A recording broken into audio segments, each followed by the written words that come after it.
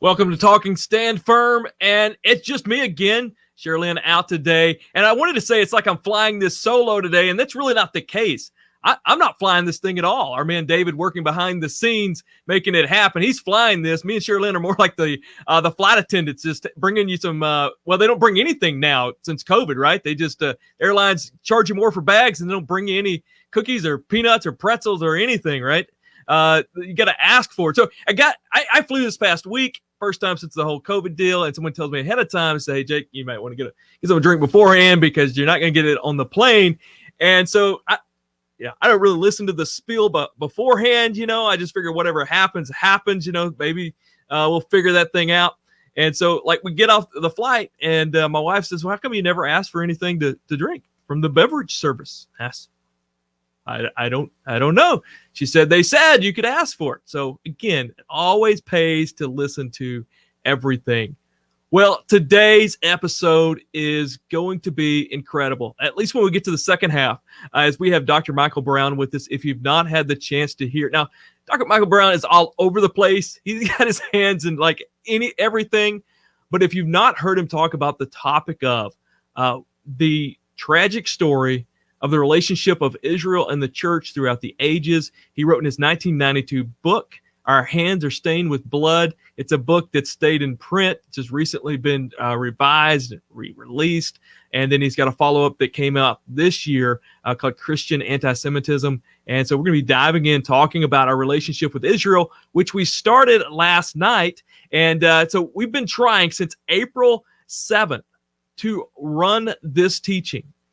This is crazy. And I'm going to ask Dr. Brown about this. I didn't give it to him in the script I gave him, but I'm going to ask him about this. Going to go off script. I want to ask him if he's noticed this too, but I've not faced anything with more spiritual resistance than talking about the right relationship with the church in Israel. Just step back and think about that for a moment. Of all the things, I mean, right now, as you're listening, now, I know if you follow Talking Stand Firm quite a bit, then you recognize and these things, and you're aware of some of these teachings. But if you just took all the teachings, within your church or within your Christian life, whatever that is, and just weighed them out and said, okay, which one is going to receive the most resistance, spiritual resistance? We would jump to, sharing salvation. We would jump to, several other things maybe. But for me, what I've experienced the most is this message, the message that was shared last night, and what we're going to talk to Dr. Brown about, and that's church, we must get Israel right. So what we try to do, I don't know if you've noticed this, but we try to match our teaching on Thursday night, our teaching Stand Firm, with Talking Stand Firm, and we like to bring guests in who know what they're talking about to add to that. And so we're hoping over time that we've got this collection of hearing from other people about how we should have that relationship with Israel, what that should look like, and what that is biblically. And then we can also go back to those teachings and link that. And so I want to get some shout outs back in here. David, if you can run those again. Kim, it's always great to have you on. Excited about this. Absolutely. Just caught Dr. Brown's debate with Pastor Walker. Again, Dr. Brown's all over the place. I have no idea how he's had time to do this, but we're looking forward to it. Rick, we appreciate you so much with the prayers there. Matt, always such an encouragement. Glad to have you on. And Matt is always throwing down great content in the comments. Folks, follow Matt. Matt's got it going on.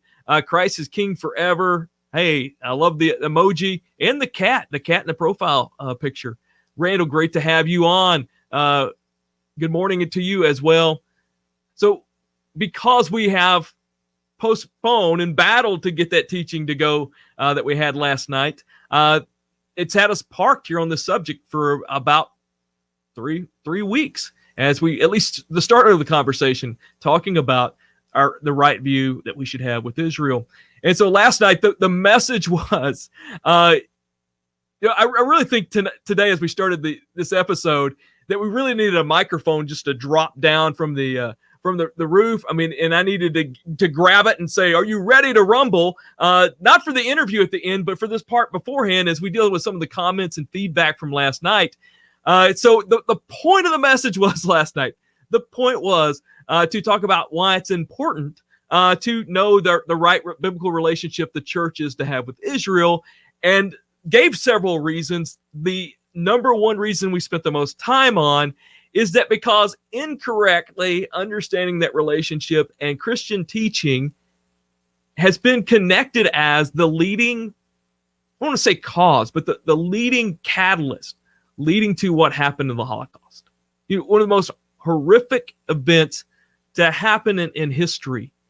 And if you go to, as I shared in the message, if you go to Yad Vashem in Israel, their National Jewish Holocaust Museum, and you walk through the beginning exhibits that talk about why did this happen, trying to dive into how did this horrific thing happen, the number one cause, number one catalyst goes back to Christian teaching and past Christian violence against anti-Semitism. Now, that gets into some of the questions we had, or comments. I don't know if we had any questions, but the comments set me straight last night saying, Nazism was not Christian. Yeah, absolutely. And that was said a couple times in the video. But what allowed people to accept that was because of a foundation that was laid within Christian teaching, really since the late church fathers. Just incredible. And so working through that was to say that, that's why we need to get it right. And then also went to that right now, anti-Semitism is growing around the world at rates higher than it was before the Holocaust. And that's what we're going to dive in with Dr. Brown, because his new book talks about just the contemporary anti-Semitism that's happening and coming out of the Christian church. And so we talked about that. And then at the end, at one point in it, talked about how bizarre it is that the world has had such hatred against Israel. And I worked so hard. I mean, it was a long message last night. I worked very hard to try to make the point clear that we have an incorrect view and what that leads to. You know what? All I had to do was just post the image and just share the comments we had, and you would know anti-Semitism is alive and well today. You will know the bizarre attacks from every side, from within the church, from Islam, all within sects, within Judaism. I mean, it's all over the place. It's overwhelming. And so really for the next few minutes here, we've got a battle royale as we dive into these comments and questions, as I was trying to portray and say, church, we must get Israel right. And but many felt like I didn't have it right with what was shared. So let's dive into some of these comments. We'll have some fun. And I think cover some topics that's important as well. Timothy Russ wrote, he was the first one to comment. Way to go. He says, the church is the new Israel. He makes the statement to the exact opposite of what I was trying to argue last night. The church is the new Israel. Who's heard that? Oh, Christ is King forever. Just bought Jesus and his white horse. Awesome. Thank you for that. I appreciate you mentioned that. It's again, I have a trouble promoting. If you watch this, you may not realize that. But this is a powerful book that can really do a lot of things in some families. Jesus and the White Horse. Go to JesusandTheWhiteHorse.com and you can get your copy of that. So the question was, or the statement was, the church is the new Israel. What I was teaching, the exact opposite, and talking about how that's what the church has done. Even so, you have teachings that have replacement theology, which says that, the Israel of the Old Testament, the Jewish people, no longer matter. All those promises have been given to the church, have been given to the Gentile church, been given to Christians. And so basically we get rid of that. I picked on Andy Stanley like 4 or 5 times last night, popular pastor who wrote about and taught recently that we just need to unhitch ourselves from the Old Testament. And that's really what this sentiment is. And so the idea is the Christian church, the Gentile church, is the new Israel. The old one doesn't matter. All the promises are just now to the church. And I mean, that's common. So you have that in replacement theology, but then you have it in churches that would be pro-Israel, but you have it in the reality of how they teach things, that we just spiritualize so often. I'm guilty of this as a pastor. Now, listen, I think you can go back in the Old Testament and see how God interacted with Israel on a national level, and really take a lot of how he interacts with us on a personal level as believers. But yet, let's not ignore the fact that there is the narrative, not just in the Old Testament, but continuing in the New Testament, is that the narrative, the whole complete story is that God called a people to himself. After disinheriting the nations at the Tower of Babel, he then calls a nation to himself through Abraham, and he's made Abraham a promise that wasn't contingent on Abraham, but a promise that's going to stand through eternity, regardless of what is done by the people. And then it was renewed multiple times, especially to David, and added the Messianic, the kingdom aspect to this promise of land and inheritance. Now, we do have other aspects of the covenant regarding it was given to Moses, and that's what we're going to talk about next Thursday night. We're going to talk about the promises still on the table as we walk through the different covenants and how they interact. And so this is all around us, this aspect of, of the church being the new Israel. And so I want to get into the comments, because it wasn't just one comment. So Petri Ole said, try education. And then Timothy Rios, not going to be outdone, says, try to read the Bible. It is written to the sons of Abraham, are those who fulfill the word of God. So I'm a Christian. I'm a son of Abraham. Christianity is the new Judaism. The church is the new temple of God. Woo, no. And the new Israel, and heaven is, and I cut it off right there. Don't get your theology from children's songs. Father Abraham had many sons, which is true. Now, all kidding aside, it's absolutely true. The church has.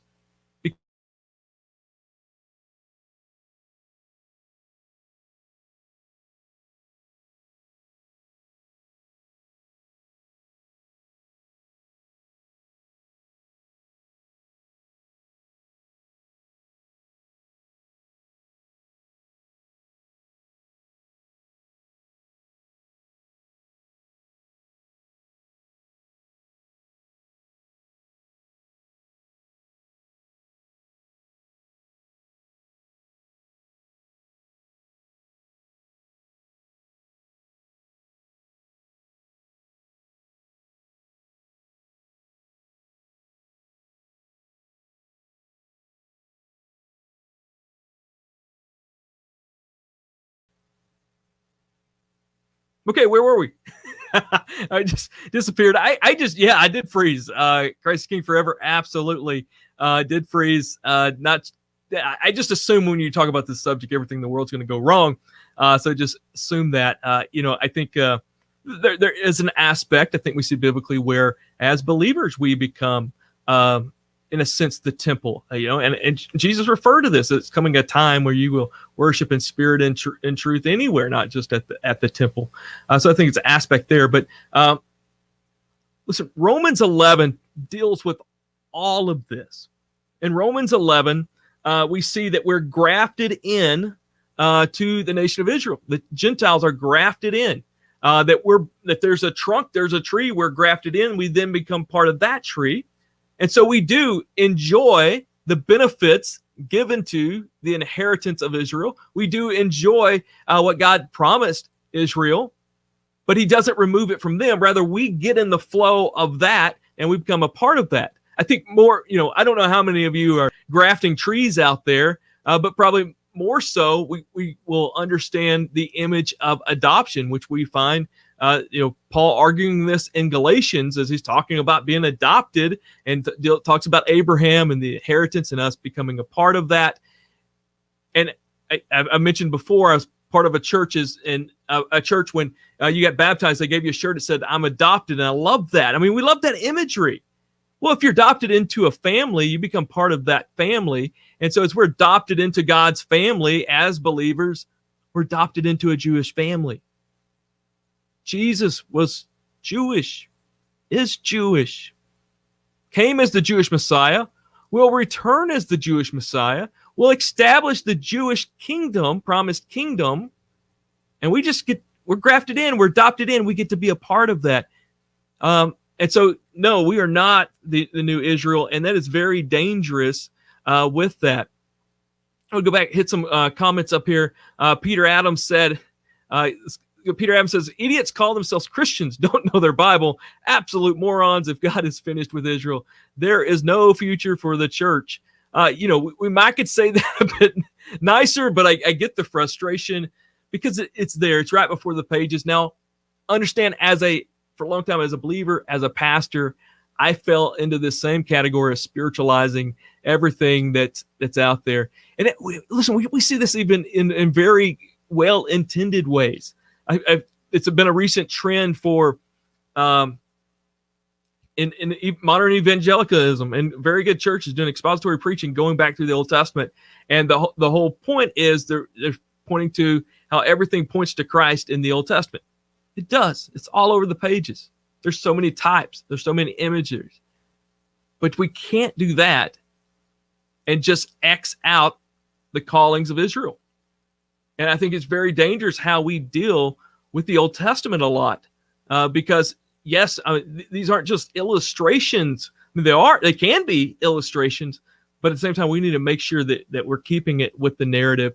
And I just want to say, we say this over and over again. I think really ultimately all of this comes down to hermeneutics, how you interpret the Bible, the rules in which you interpret the Bible. Two things that really ground me. Listen, there's some things definitely about Scripture, about the end time, the coming events. I'll just say straight up, I have no idea. I don't know. I don't feel comfortable taking a strong position with. But then there's some things that I'm getting to the point that I would die on that hill for. And this is one of those. And the reason is because I want to have a strong foundation in it. And, I will look at it as, if I'm going into court to present a case, I want to have an airtight case that I can win. And if I can get to that point, not just in my head, but get to that point with the evidence. And so to me, there's two areas where you need solid evidence. One is the straightforward reading of the text. Notice I didn't say literal reading because there is symbolism, but the straightforward, plain reading of the text. What does it say? And not just what one verse says, but in the context of that thought, in the conversation of that paragraph, in the conversation of that chapter, in the conversation of that, in the context of that book, in the context of the whole narrative of Scripture. And I don't think it's just one Scripture should we go by. We should be 2 or 3 witnesses, and they all should be threaded together. And what I mean by that is, it's not just like 3 out in the vacuum verses that we just bring in together, say this makes that true. No, rather from the narrative beginning in Genesis 12 with the call of Abraham, working through the law, the prophets, the history book, the wisdom books, and then being confirmed in the New Testament, and they continue the story.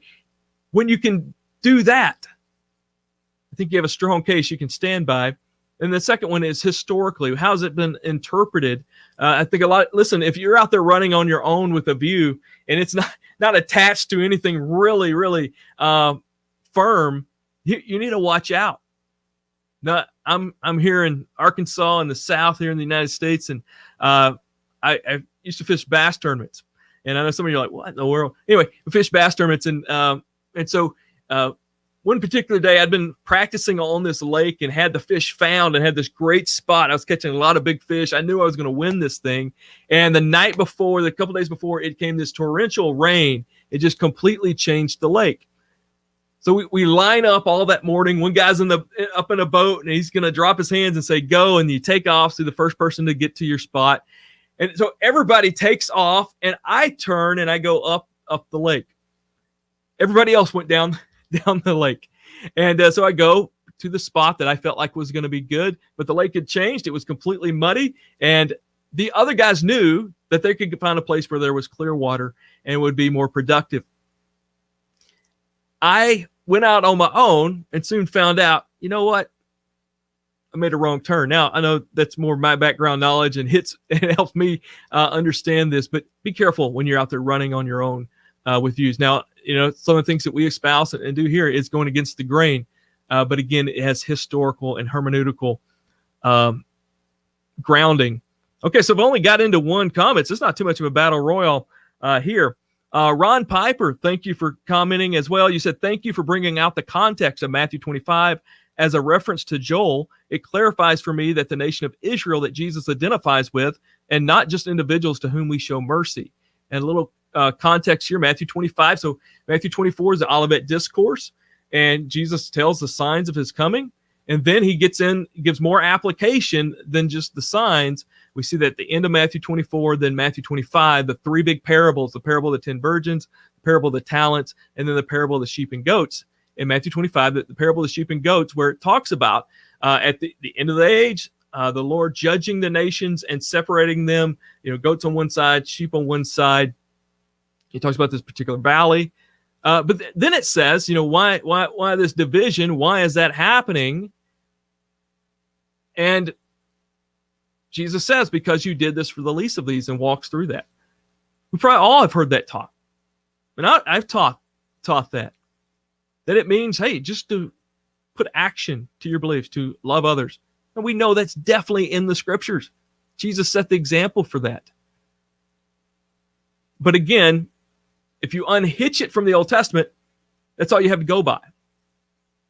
But looking at the whole story, Matthew 25 seems to be that Jesus is really referring back to Joel 3, which talks about this same type judgment, and that judgment is based on how you dealt with Israel. And then if you go back and look at the language there in Matthew 25, it makes a distinction in talking about Jesus as brethren, which is really a unique statement that you would, as you work through it, I think best connects with the nation of Israel. We had some very good comments. I want to get to some. Running out of time, I want to make sure I get some of these questions in. Hello from Slovenia with love. Absolutely. Glad to have you here. Thank you for joining us. One of the questions, so we talked about the nation of Israel, and just one thing I want to point out. Now, so sometimes when in Christian teaching, you hear that they will talk about the nation of Israel, and they will talk about with the nation of Israel, that multiple Israels. You've got the ethnic Israel, you've got the spiritual Israel, you've got the national Israel. I've heard that preached all my life. I think you just get away, you throw that out. There's one ethnic people that God called the descendants of Abraham. And so what we've been saying, and we're getting a question that don't understand. I know it's tough getting in the middle of a conversation here. And so what we're talking about is what the right relationship should be with the Gentile Church and the nation of Israel. And we're arguing that we're, as Roman 11 says, that we're grafted in, we're adopted in as the Gentile Church, as Gentiles, into the nation of Israel. And so all the promises are still on the table for the nation of Israel. God still is not done with them. The church does not replace them. Rather, we get adopted in and get to enjoy that. But then comes the question, when you look at the nation of Israel right now, by saying that, I'm not saying that everything they do is the best and right. I mean, I have to understand, for the most part, many in the nation and the Jewish people have not come to Christ. When you look at some of the ethnic and moral, not ethnic, but the moral issues that are going on, and it's not a good scene. And then, of course, the biggest thing gets into the politics, the battle of the Palestinian land versus the land of the nation of Israel. And I just want to touch on that a bit, because that's where a lot of the questions come. Says, what is your, Joker Low, great name, says, what is your opinion on all the massacres Israel did to the Palestinians? What's your opinion on the brutal apartheid get the right system Israel has towards the Palestinians? How holy are these people you worship? Well, one, not worshiping them. One, just saying that God's got a continued heart with the nation of Israel. He's not done with the nation of Israel. And I think when you align your heart with the nation of Israel, that you have a heart from God. But again, not saying that everything they've done is right. But that phrase you just hear over and over, that it's an apartheid state. What is that? Well, I think a lot of people just say that in reference to, don't do everything right, or but it comes from the nation, South Africa. And what came about, that phrase began to be used talking about when British white minority had rule over South Africa, and how that they made rules in favor of them and not the majority of the nation. Is where that comes from. And so when you then place that on the nation of Israel, what you're then saying is that they're building laws and creating culture that's focused on Judaism and the Jewish people, and not taking into account other nations, that the Palestinians and other groups that live there. I mean, to extent that's going on. But if you back up, and I shared a map last night that showed the whole Arabic world. Now, the Palestinians would belong to that Arabic world, especially in roots. Now, I think, I know they would argue and say that they are their own group, and that is fine. But the nation of Israel is just trying to have a Jewish state, and they're there in land all surrounding them, very difficult neighborhood. And when you look at it, it's not the same as what we see in some other cultures. And I really think, I know you could we look at things and say, look at how maybe Israel has responded with some things, but I'll just say I think about every bit of news that you hear is very jaded against the nation of Israel. I think a lot of good stances are made in the defense of their nation. And so I really ask you to back up from that. And then if you look at the history, in which the nation of Israel got the land, starting really before World War I, as Jews begin to trickle back into the land through Zionism, through the Balfour Declaration, opened the gates and allowed them to come back in the land. During that time, early on, there was an agreement. In World War II, you have Jews able to come back after the Holocaust, and then around that time, you have this agreement with the Palestinians to share the land with the Arabic nations, to share the land. And the Arabic nations broke that and then came to war against Israel, the Arab-Israel War. And so you had that conflict. Later on, you had the 6 Days War, which, again, Israel's neighbors coming against Israel. And Israel won that, acquired that land. And it's been constantly, if you follow the history of that, Israel has defended themselves, has won the victories, won the land, yet it still continues to be a debate over them. So I encourage you, as you talk about and judge the nation of Israel politically and over this battle of land, to step back and see the big picture, follow the history leading up to that. It's not all as it's presented. It's not all as it seems. And super excited. I can't believe we just went on 25 minutes, almost 30 minutes, from like 2 or 3 questions. Just incredible. This topic brings out everyone. Very, very hot topic on all angles from that. But super excited to have our guest with us, who's there in the green room now. Super stoked to have Dr. Michael Brown here with us. Michael Brown is the founder and president of AskDrBrown Ministries and the Fire School of Ministry, and is host of a daily nationally syndicated talk radio show, The Line of Fire. He also hosts TV shows on God TV, METV, and NRBTV. He became a believer in Jesus in 1971 as a 16-year-old heroin-shooting, LSD-using Jewish rock drummer. Since then, he's preached throughout America and around the world, bringing a message of repentance, revival, reformation, and cultural revolution. Author of over 40 books, 2 of which I really want to dive into today: Our Hands Are Stained with Blood, the tragic story of the church and the Jewish people, and Christian Anti-Semitism, confronting lies in today's church. Dr. Brown, again, national and international speaker on things of spiritual renewal, cultural reformation, debated Jewish rabbis, agnostic professors, gay activists on radio, TV, college campuses, and widely considered one of the world's foremost Messianic Jewish apologists. I'm out of breath, so we're going to have to let you talk for a while. Dr. Brown, thank you for joining us today. Hey, I'm glad to be with you. Glad we could do it. I want to say I follow what you do. You've got your hands in everything.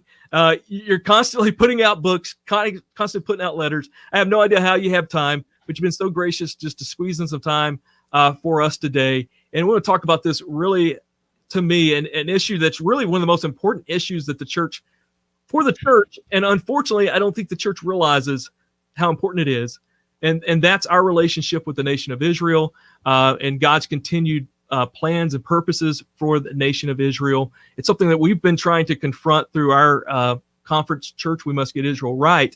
But I think some of the resources we lean heavily on is your book, Our Hands Are Stained with Blood, which is just tremendous. I encourage everybody, if you've not had a chance to read that, get that book. Your new one, Christian Anti-Semitism. But reading through your first book and hearing you teach and seeing others relay your message that you gave in that book, I was shocked to learn that Jewish historians would say that the Holocaust would not have been possible without Christian teachings leading up to that time. Could you help us understand? I know we're jumping right into this, but could you help us understand what they mean by that and how those teachings could lay such a foundation? Yeah, and it's not just Jewish historians that feel that way. It's general historians, Christian historians. In other words, there was a backdrop of Jew hatred in Christian Europe leading up to that time. Jews had been demonized for centuries, and so it wasn't difficult now when someone had to be scapegoated after the events of World War I and the great hardships on the German people, and then you have an anti-Semite like Hitler raised up. There was enough hostility towards the Jews in a Catholic country like Poland or a half Catholic, half Protestant country like Austria, and then a Protestant country like Germany. There was enough hostility towards the Jews already that Hitler and the Nazis were able to draw on that. We see beginning in the 2nd century of church history that there begins to be a demonization of the Jewish people. Once you get into the 4th century and Christianity becomes the dominant religion of the Roman Empire under Constantine, Jews are further rejected, and now there are laws that are actually passed to denigrate their standing. It's been pointed out by historians like Raoul Hilberg, one of the greatest Holocaust historians, that everything aside from extermination that the Nazis implemented, be it the wearing of the yellow star, be it rounding Jews up into ghettos, depriving them of jobs or penalizing them for teaching under penalty of death and things like that, that everything short of extermination, the church over the centuries had already implemented. And two of the voices that the Nazis relied on most to further spread hatred against the Jews, one was the voice of John Chrysostom in the 4th century, one of the great early church leaders, and his famous 7 sermons against the Jews where he thundered against them and said basically they're just fit for slaughter. And then Martin Luther, after his initial positive writings about the Jewish people in 1523, Gracious and Humble, 1543, and other writings, he turned tremendously ugly. He said that Jewish synagogues should be set on fire, places of business broken down and destroyed, rabbis forbidden to teach under penalty of death, Jews rounded together into ghettos, deprived of good jobs, etc. And Hitler thought, wow, Luther's really figured it out. So there was enough anti-Semitism in the culture because of its poison spreading through the church through the centuries that the Nazis were able to draw on that. In countries like Poland, Catholic countries like Poland, where 3 out of 3.3 million Jews were exterminated, so 90% of the population wiped out. There were Jews who then went back, those who survived, went back to what was left of their homes and their lives in Poland, only to be attacked by surrounding Catholics who were infuriated that they survived. So this, tragically, was the atmosphere. This is the reality. This blows me away, and I hope for those listening who haven't heard this, they just take a moment to let this sink in, because I've been blessed to grow up in church. Churches, been around churches that are very pro-Israel, and to just think that within Christian teaching that something could be allowed with this. And the names you mentioned, John Chrysostom and Martin Luther, I mean, as in seminary and in study, those are guys we referred back to a lot. And then as I'm reading your book and hearing the words that they would say against the nation of Israel, it's just unreal.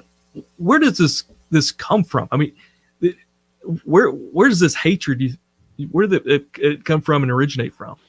If I had to point to a root, a psychological and spiritual root, I would say insecurity. And I deal with that in the newer book, Christian Anti-Semitism. And by the way, just to give history really quickly, Our Hands Are Stained with Blood came out in 1992, going through church history, offering many of these quotes, and then sharing things that were happening up until today. We put out a new edition of that in 2019. It had been continuously in print, but we put out a new edition in 2019. And in updating some of the information as to what was happening in the world today, it was really jarring, because things that I was writing about 25, 30 years earlier were now far worse. And that's when I realized I needed to address, just have one whole book addressing what's happening today and the shocking developments among evangelicals, Catholics, others. So that's the book Christian Anti-Semitism, which just came out in February. And in that chapter, in that book, I have a chapter dealing with replacement theology and what's at the root of it. Yeah. And Paul warns about it in Romans, the 11th chapter, when he's writing to Gentile believers in Rome. Now, here's the background in Rome. Originally, the Roman congregation, like the other first congregations, was largely Jewish, with some Gentiles added in, but they would obviously feel like second-class citizens because it's a Jewish Messiah and it's a Jewish movement. You're kind of an outsider who's grafted in. It would be like if Jesus was black and all the first disciples were black, and I come into the congregation, it's like, okay, I'm there, but I'm a little bit of an outsider. Yeah. Well, that's how it felt. But then the emperor in the year 42, I believe it was, put out an edict that all Jews had to be banished from Rome. So that included Jewish believers in Jesus. So they were banished for around a decade. When they came back, now they were the minority in a largely Gentile congregation. Things had shifted.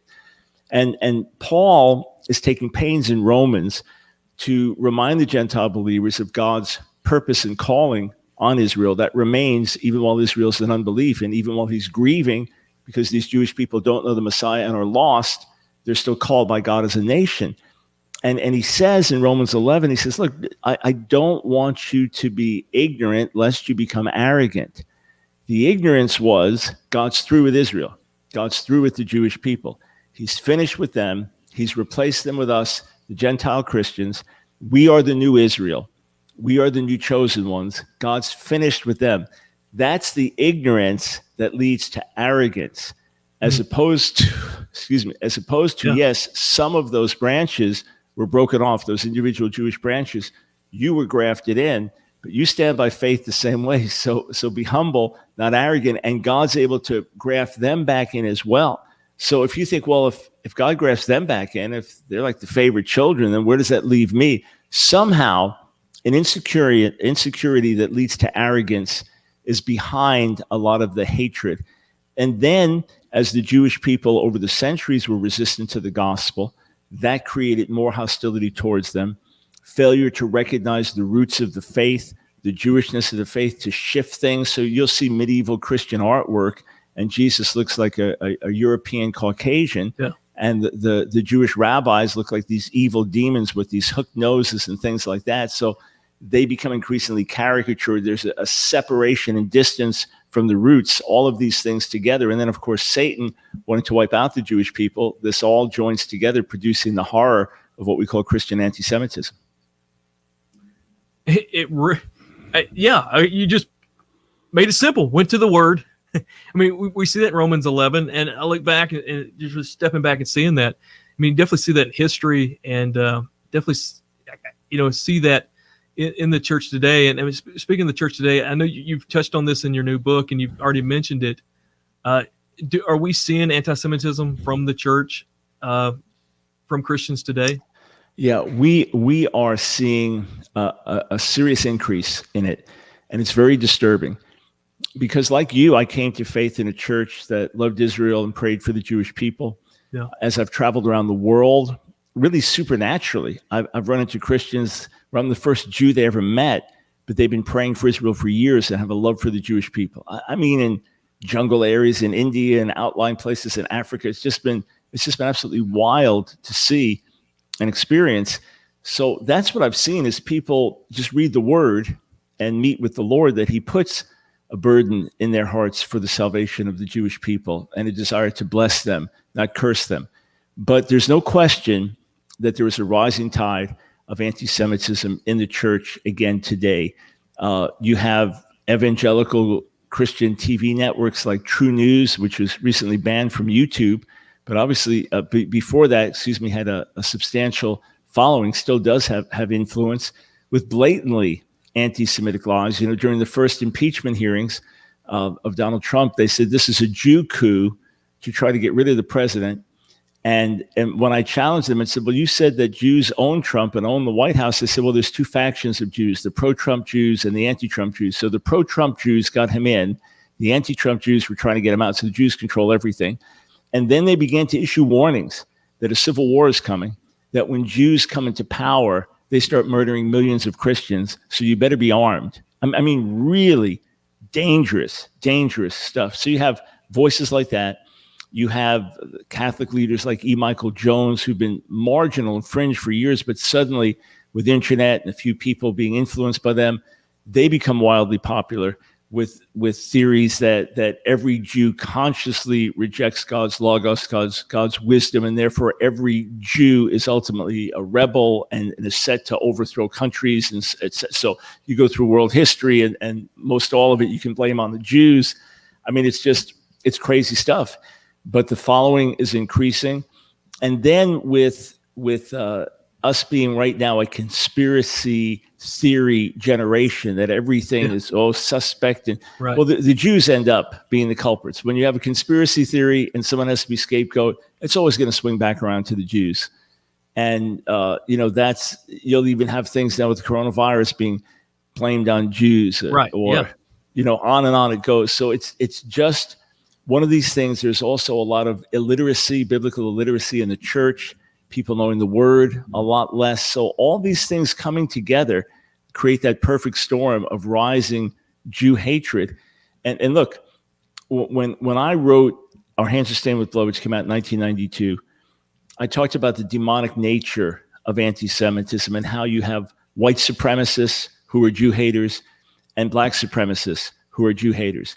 And I cited a white supremacist from that day, and I cited the words of Louis Farrakhan.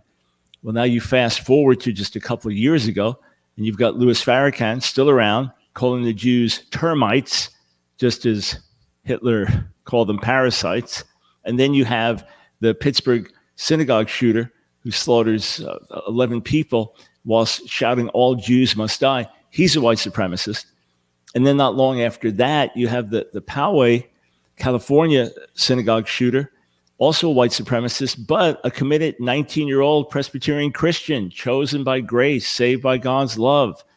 And he wants to send as many Jews to hell as he can, and he's quoting all the standard verses that the anti-Semites use in his manifesto. So here you have it in front of our eyes in America today. Yeah, it's to me, if everybody could just step back and just see how bizarre it is to me that it's been such hatred against the Jewish people, where it's come from church, that you can just see the demonic hand behind it. So I guess some of the areas that I've seen it in contemporary church, and these are places, aren't necessarily anti-Semitic and violence and against it what they're saying, but it's really helps keep it going is the big movement towards Reformed theology. I feel like leads a lot to covenant theology and replacement theology, it seems. And then I see with a lot of contemporary churches just this focus on the relevance, what's relevant, and not looking back at the foundation within Scripture. I think Andy Stanley's "Unhitch Yourself from the Old Testament" quote here recently points to that. I mean, do you see subtle ways that this comes in the church that we just accept and don't realize, even in pro-Israel churches, but things that they would do and accept that would lead to this? Yeah, there are a number of factors that are causing this rise right now, above and beyond what I already mentioned. It's interesting you mentioned Reformed theology because you'll have a voice like John Piper who believes the message to the Jew first. Yeah. You'll have Charles Spurgeon saying if there's anything clear in the Bible, it's the restoration of the Jewish people back to the land.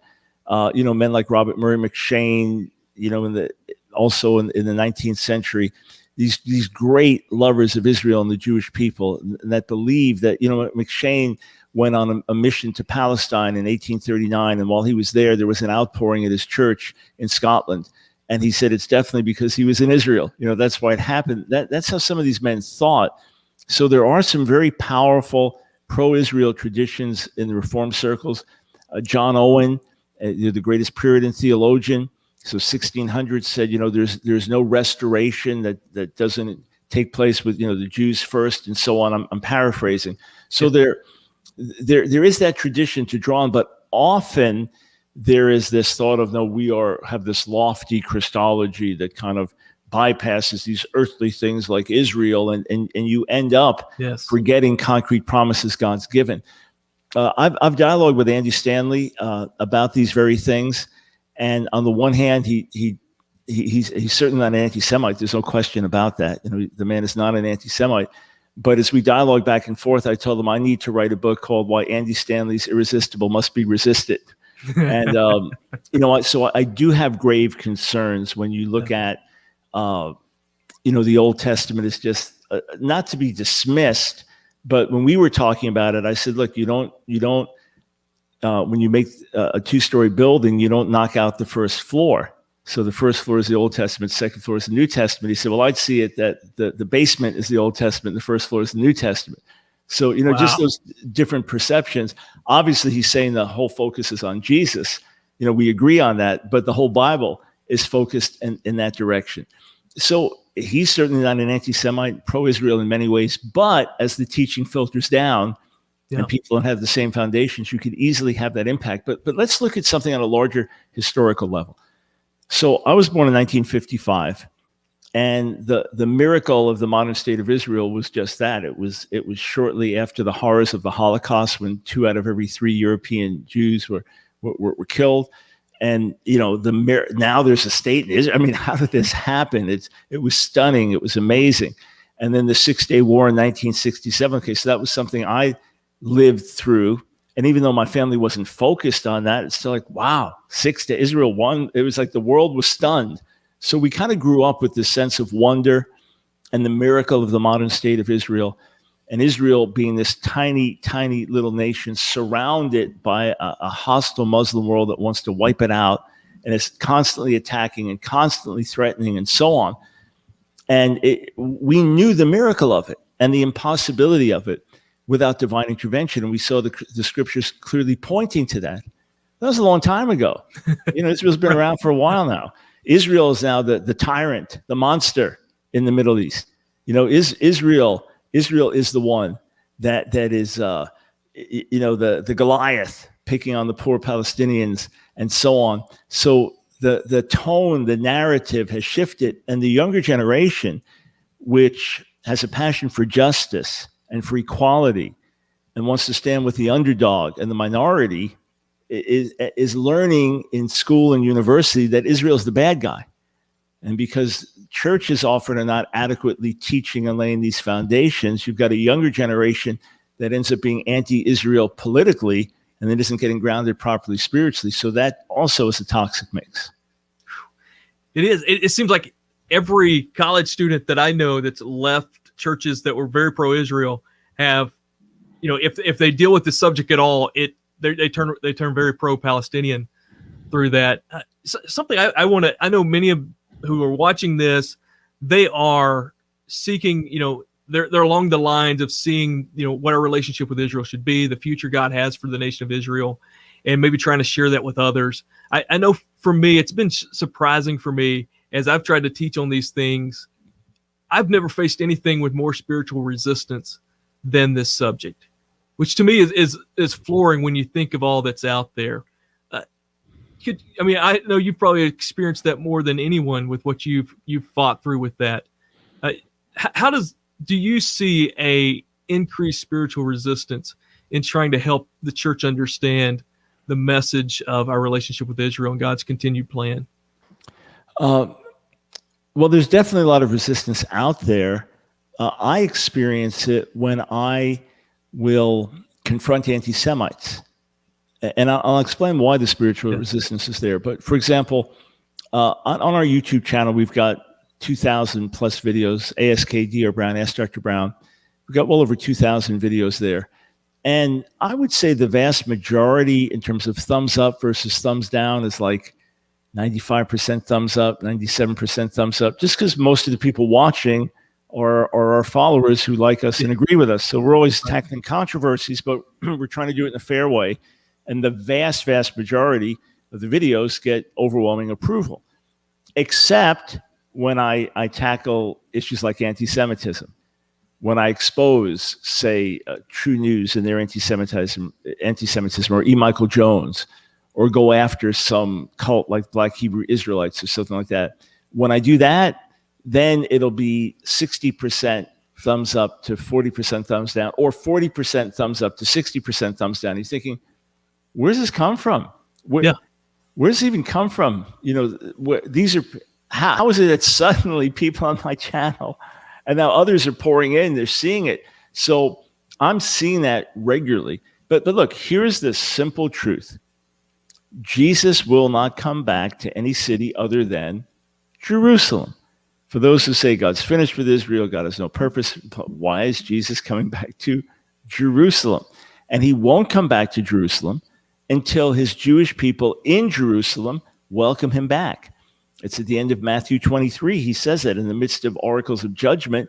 He says, you won't see me again until you welcome me as the Messiah, to paraphrase his words there. Peter tells us in Acts 3, beginning verse 19, that it's Jewish repentance that will bring the Messiah back. Paul explains in Romans 11 that Gentile believers are to provoke Israel to envy, and Israel's turning back, Israel's acceptance will be life from the dead. In other words, resurrection. That takes place when the Messiah returns. So Satan knows that it must be a Jewish Jerusalem that welcomes the Messiah back. So first he wants to wipe out the Jewish people if he can. Then he also makes God a liar, because God says that'll never happen. If he can't wipe them out, then by all means keep them out of Israel. If he can't keep them out of Israel, then by all means don't let there be a Jewish Jerusalem. And if there is a Jewish Jerusalem, by all means keep the Jews in that city away from Jesus. So you can see what happened. You can see why there's such controversy over Jerusalem around the whole world. Why President Trump moving the embassy to Jerusalem sparked such massive controversy. Why it's the one city that everybody has an opinion about, who should have it and so on, all around the world. There are reasons for it. There are spiritual reasons for it. And that's the place of Messiah's return. Therefore, Satan, knowing that, is doing everything in his power to stop that from happening. So good. I heard Dr. Michael Heiser get hit with a question like this the other day. Of course, he probably gets those type of questions regularly.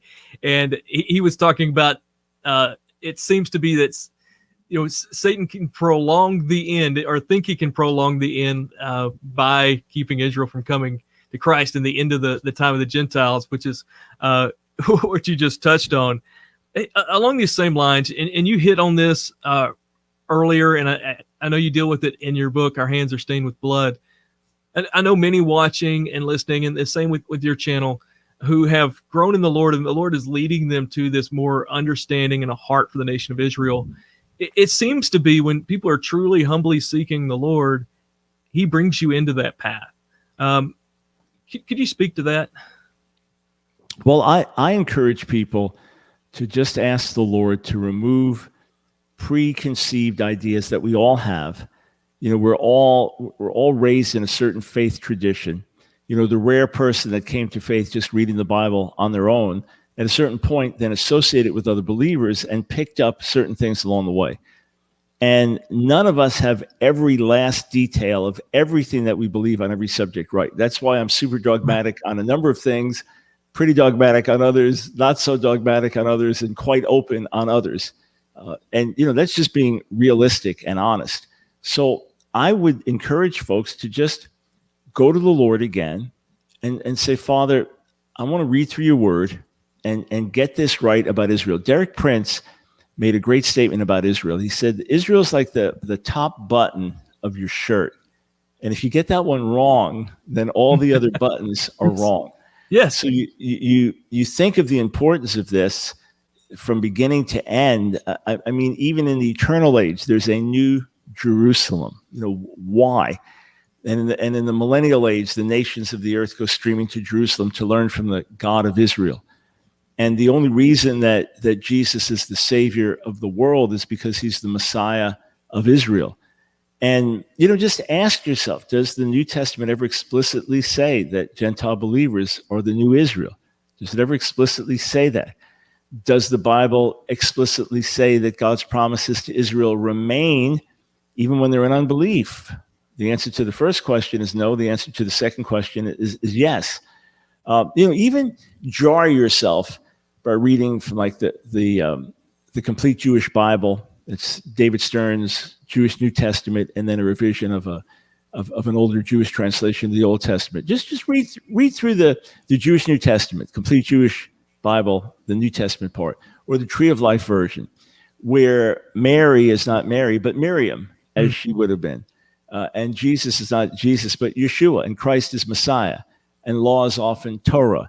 And the disciples have names like Yochanan and Matityahu and so on, just the way they actually were originally. The more you look at these things, the more you realize the Jewish roots, the more you begin to see the ongoing significance of the biblical calendar. You know, Paul writing to the Corinthians saying, Messiah, our Passover lamb, is sacrificed for us. Therefore, let us keep the feast in 1 Corinthians 5, or likening Jesus, his resurrection, to first fruits in 1 Corinthians 15, or the Holy Spirit coming at Shavuot, Pentecost, or Jesus returning with the sound of the trumpet, which is the beginning of the fall, holy seasons, and so on. And you begin to look at these things, and it starts to make sense and unfold. And then you look through church history, and you see how often the church has just gotten caught up with human traditions and left its first love. And whenever it does that, it'll turn against Israel. And when it recovers its first love, it often recovers that love for Israel and that desire to see Israel saved and the recognition of the Jewish roots of the faith. So just go back to Scripture. Read things through again. Read Romans 9, 10, 11. So people say, Romans 9, 6, not all Israel is Israel. Okay, keep reading. Paul says there's a remnant within Israel that believes. He uses the word Israel 11 times in Romans 9 through 11. And outside of Romans 9 through 11, does not use the word Israel at all in Romans. Speaks of Jews, but not Israel. Only there, because he's talking about God's purposes for the nation. It is explicit. It is definite. And he tells us in Romans 15, 7 and 8, that the Messiah confirms the promises to Israel. Not cancels, but confirms the promises to Israel. So read Romans 9, 10, and 11. And after Paul says plainly that not all Israel is Israel, in other words, there's a remnant within the nation, he then uses the word Israel 10 times. And every time he uses it, he's referring to the nation as a whole. So there's the remnant within the nation that believes, the Jewish believers within the nation.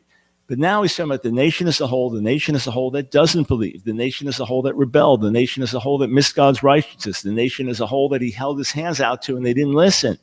That nation as a whole, which is now hardened, right? It has a veil over its heart, 2 Corinthians 3.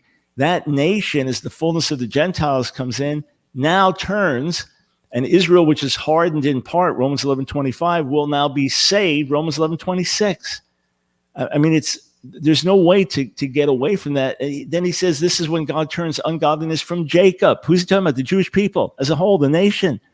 And even though, Romans 11:28, they are now enemies for your sake on account of the gospel, they are loved by God because of the fathers, Romans 11:29, for the gifts and calling of God are irrevocable. So it's there, it's clear.